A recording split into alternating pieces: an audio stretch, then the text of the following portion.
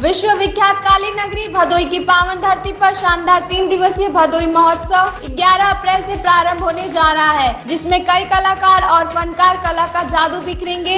शुक्रवार को भदोई महोत्सव को लेकर Jeevandeep institute of nursing and paramedical sciences में पत्रकारों से रूबरू होकर सोसाइटी के सचिव व डॉक्टर A.K. गुप्ता व अन्य प्रेस वार्ता कर बताएं कि भदोई काली नगरी कलात्मक कालीनों के बल पर विश्व विख्यात है। साथ ही भदोई प्रतिभानों का शहर कहा जाता है, लेकिन यह भी सत्य है कि यहाँ के प्रतिभा उपेक्षा के चलते दम तोड़ रही है, जिसके लिए प्रतिभानों को उचित प्लेटफॉर्म मिले। बताया कि 11 अप्रैल से शुरू हो रहा है भदोई महोत्सव में देश के नायक व नामची शायर शायरा तथा कवि व कवित्री अपनी उपस्थिति दर्ज करा रहे हैं। 11 अप्रैल को अभनपुर मैदान पर फुटबॉल, क्रिकेट व वॉलीबॉल से कार्यक्रम की शुरुआत होगी। भदोई से फारूक जाफरी की रिपोर्ट।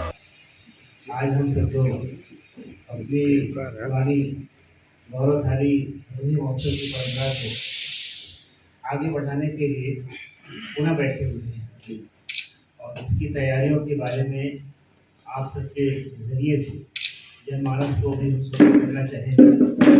हम भदोई महोत्सव के इस नई कड़ी में हम क्या क्या ला रहे हैं और क्या क्या हम शेयर करना चाहते हैं और उम्मीद करेंगे कि वो भी हमसे क्या और चाहते हैं वो कहीं कहीं आपके जरिए हमारे तक बात है। तो इसी संदर्भ में क्योंकि पिछले 2-3 साल हम लोग कोरोना के भयावह दौर से गुजरे हुए थे, इसलिए ऐसे माहौल में कोई महोत्सव मनाने का मौका भी नहीं था, दस्तूर भी नहीं। कई जगह से हम लोगों को सुनने में भी आ रहा था, कहीं से एकादशी भी आती थी, लग रहा है अब प्रोग्राम महंगा हो गया, अब नहीं हो पाएगा, खत्म।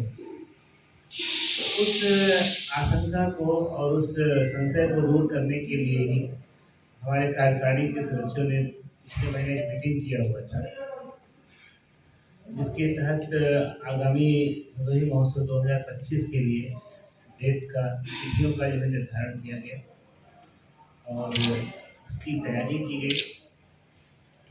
उसी को उपलक्ष्य में ये हुआ कि आज एक कॉन्फ्रेंस करके, प्रेस कॉन्फ्रेंस करके हम सबको बता पाएँ, सारे अपने जन समाज को और अधिकारी लड़ते की सारी बात हम पहुँचा सकेंगे कि हम क्या करें।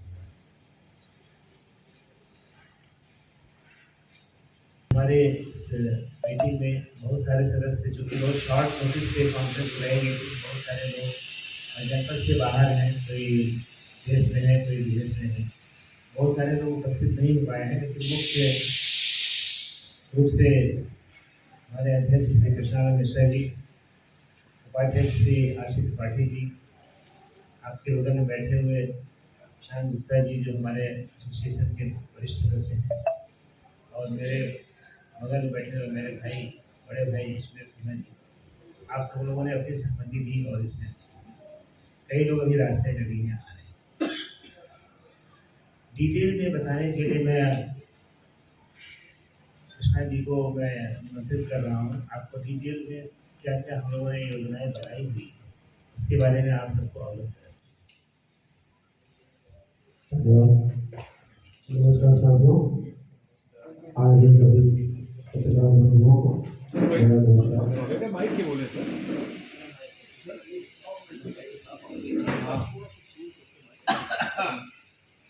चलेगा और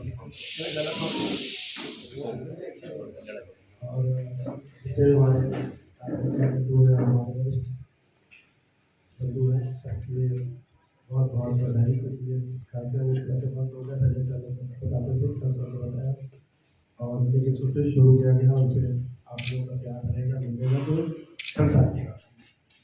और अभी जो हम लोगों ने इस बार 3 दिन का समय निर्धारित किया है, 11, 12, 13 अप्रैल। 11 अप्रैल को हम लोग शुरू करेंगे खेल प्रतियोगिता होगी, इसमें सारे खेल, फुटबॉल, क्रिकेट, वॉलीबॉल, दौड़, मैराथन दौड़ सभी 11 से शुरू हो जाएंगे। 12-13 खेल तीनों दिन होता रहेगा, लेकिन सांस्कृतिक कार्यक्रम 12 अप्रैल से कभी सम्मेलन शुरू होगा, 12 अप्रैल को कभी सम्मेलन, और 13 अप्रैल को बॉलीवुड नाइट, जो कुछ कलाकार आएंगे, कुछ सिंगर्स आएंगे, वो 13 अप्रैल को आएंगे। और वही हम लोग का ग्राउंड जो पुराना था चौड़ी रोड पे, उसी पे होगा। और अभी तक तो कोई सरकारी मदद मिलती नहीं, तो हम लोग करते हैं। आगे उम्मीद रहेगी कुछ तो और बड़ा भी हो सकता है। कि टीम में जो फाउंडर मेंबर हैं, लाइव मेंबर हैं, वही सब हम लोग करते हैं। मुझे थोड़ी लंबी है, जिसका आप पढ़ नहीं सकता, बाद में आपको बताया जाएगा और कुछ पूछना चाहे बात है। अच्छा, और सर थोड़ा सा इसको विस्तार से बताइए। 11 का आपने ठीक ठाक बता दिया जी। और 13 को उसको हम लोग क्या बोलेंगे? जो Bollywood night, Bollywood night, Bollywood night, Bollywood night. हाँ। और 12 को कवि सम्मेलन, 12 को कवि सम्मेलन। तो 13 को जो बॉलीवुड नाइट है, हाँ। अगर आपके पास कुछ खाका हो हाँ। तो हम लोग उसमें आ रहे हैं, हाँ। अगर आप उसको बता दें तो ठीक रहेगा। हेमा सरदेसाई, पूरे प्रोग्राम में खाका होगा बना हुआ। आपको भी जो है अगर आपके पास वो तीनों दिन के प्रोग्राम का आपको डिटेल में आपको व्हाट्सएप कर दे रहे हैं हाँ। कि जो 12 तारीख को कवि सम्मेलन में जो कवि और जी जी आपकी देश के बहुत प्रसिद्ध कवि हैं और कवित्रियाँ हैं, शायराएँ हैं, ये सब आ रहे हैं। आपकी कानपुर की फेमस जो है प्रसिद्ध जो है सबीना अलीम आ रही है, और डॉक्टर सुनील योगी हैं, महेश दुबे जी हैं, डॉक्टर भुवन मोहनी हैं। काफ़ी नामचीन जो है कवि और शायर आपके शहर में हम लोग ला रहे हैं। जैसी कि हमारी परंपरा रही है कि हम हर साल नामचीन देश के नामचीन शायरों और कवियों को लाए हैं, जिसमें कि राहत इंदौरी साहब भी थे, हम जो लोग साहिब थे। ऐसे ही इस कड़ी में हम कोई कमतरी का आपको कहते हैं कि एहसास कमतरी नहीं मिलेगी, हम लाएंगे और अच्छे अच्छे नायाब चुन के ही लाएंगे जो आपको और मनोरंजन कर सकेंगे आपका। और बॉलीवुड नाइट के लिए भी कोई बात हो रही थी, उसमें भैया ने बता ही दिया है कि हिमा सरदेसाई जो प्लेबैक सिंगर करती हैं, काफ़ी अच्छी जी जी। देखिए, आज की जो मीटिंग या प्रेस कॉन्फ्रेंस बुलाई गई थी, भदोही महोत्सव के इस वर्ष के आयोजन के संदर्भ में बुलाई गई है, जिसमें हम आप सबके साथ इस आगामी 11, 12, 13 अप्रैल को होने वाले भदोही महोत्सव के बारे में डिटेलिंग करना चाह रहे थे कि क्या क्या हम करने जा रहे हैं, क्या क्या हमने योजनाएं बनाई हुई हैं, जिससे आपके ज़रिए हम अपने जनपद के लोगों को बता सकें कि जो भदोही महोत्सव की परंपरा चली आ रही थी, जो पिछले 2-3 साल से रुकी हुई थी कोरोना और कई कारणों की वजह से, तो हम पुनः से शुरू कर रहे हैं इस चीज़ को। क्या क्या आयोजन है इस बार? आयोजन का खास ये है, इसमें हम कई पहलुओं को टच करते हैं। अपने क्षेत्र के बच्चों को और अंचल के बच्चों को बढ़ावा देने के लिए, उनकी जो है कि खेलकूद की गतिविधियों को बढ़ावा देने के लिए स्पोर्ट्स एक्टिविटी कराते हैं। सारे फील्ड एंड ट्रैक्स के और सारे गेम्स को हम कराते हैं, एथलेटिक्स इवेंट्स कराते हैं, योगा करवाते हैं, और प्रत्येक दिन शाम को कल्चरल एक्टिविटी के तहत 12 तारीख को शाम को कवि सम्मेलन होगा, जिसमें देश के बड़े बड़े और चर्चित और मशहूर कवि, कवियत्रियाँ और शायराएँ ये लोग उपस्थित रहेंगे और आप सबका मनोरंजन करेंगे। 13 तारीख को शाम को इसमें हम बॉलीवुड नाइट के रूप में हम लोग इसको बोलते हैं, जिसमें कि फिल्म इंडस्ट्री के बहुत सारे कलाकार और जिसमें बहुत अच्छे अच्छे गायक, मिमिक्री आर्टिस्ट, ये सब लोग आएंगे और 4-5 घंटे तक पूरा धमाल मचाएंगे। स्पेशल गेस्ट के रूप में भी कोई आ रहा है? देखिए, गेस्ट के तौर पे तो अभी बहुत सारे लोगों से बात चल रही है और आगामी 15-20 दिन में पूरे सबका प्रोग्राम फाइनल हो जाएगा ना। तमाम जगह पे होते हैं आयोजन, तो उसमें शासन प्रशासन का सहयोग रहता है, तो भदोही दुर्भाग्य से हम लोगों को ऐसा कोई अभी प्रशासन से सहयोग नहीं मिल पाया है कि वो कोई आर्थिक या कोई हमको सहायता दे पाए। और इवन हम स्टेडियम भी बुक करते हैं जिसमें स्पोर्ट्स एक्टिविटी करानी होती है, तो उसका हमें पेमेंट देना होता है।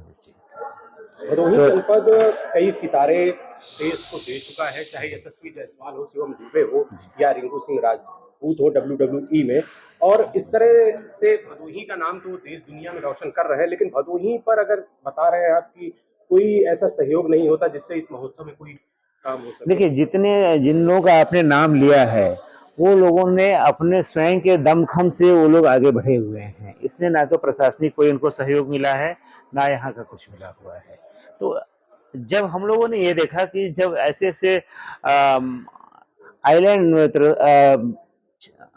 अपने आप से लोग इतना प्रयास करके इतना हम बढ़ सकते हैं, तो हम एक प्लेटफॉर्म दें जिसमें जो हमारे गरीब बच्चे हैं उनको एक प्लेटफॉर्म मिले अपने आप को रिप्रेजेंट करने का, अपने आप को दिखा पाने का, तो उनके लिए सहूलियत रहेगी।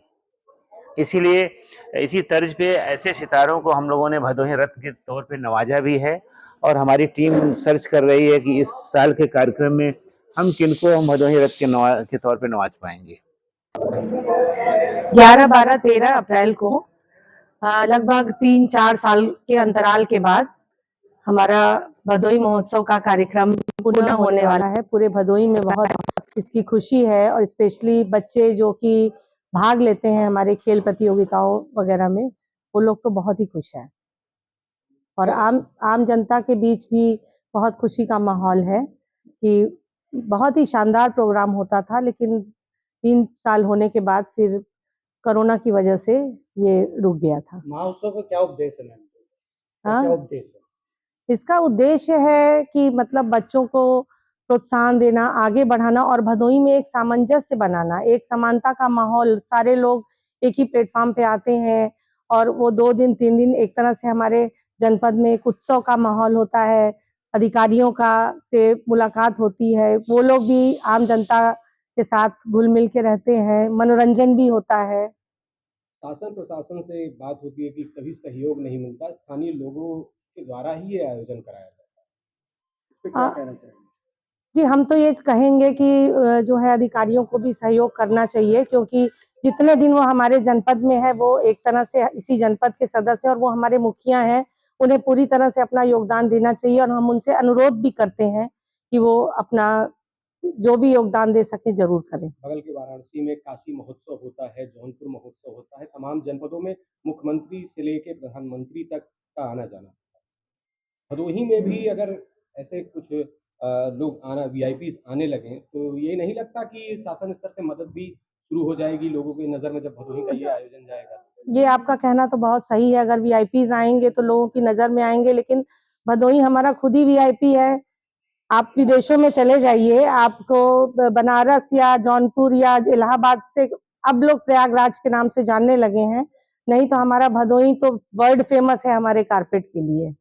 तो भदोही को किसी पहचान की नहीं ज़रूरत है, बस ये है कि थोड़ा-सा लोग सहयोग करें, हमारा साथ दें, हम किसी से कम नहीं हैं।